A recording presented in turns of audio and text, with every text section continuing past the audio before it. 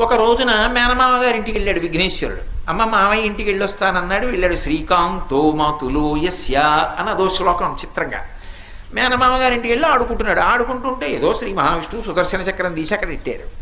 పిల్లాడు కదా అటు ఇటు చూశాడు, ఏదో బాగుందని తొండంతో తీసుకొని నోట్లో పడేసుకున్నాడు, మింగేశాడు. మరి గజస్వరూపం కదా, అది కూడా మామూలు గజం కాదు, బ్రహ్మాండమైన ఏనుగు స్వరూపం. నోట్లో పడేసుకుని మింగేశాడు. ఇంతలో ఏదో ఆపద వచ్చింది, రాక్షసులు వచ్చారు దేవలోకం మీదకి, వాళ్ళ మీద యుద్ధం చేయాలి, చేతిలో సుదర్శన చక్రం కావాలి. ఏది ఇక్కడ పెట్టాను సుదర్శన చక్రం, ఏది ఇక్కడ పెట్టాను అంటున్నాడు ఆయన. అటు ఇటు తిరిగి విఘ్నేశ్వరుడు అన్నాడు, మామయ్య మామయ్య ఇక్కడ ఉంది చక్రం లాంటిది, ఏదో జిలేబీలా అదేనా అన్నాడు. అవునన్ను నోట్లో పడేసుకున్నాను.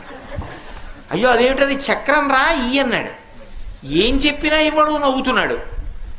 చూడండి, మేనమామ సెల్ ఫోన్ తీసి దాచేసి మేనల్లుడు నవ్వినట్టు నవ్వుతున్నాడు.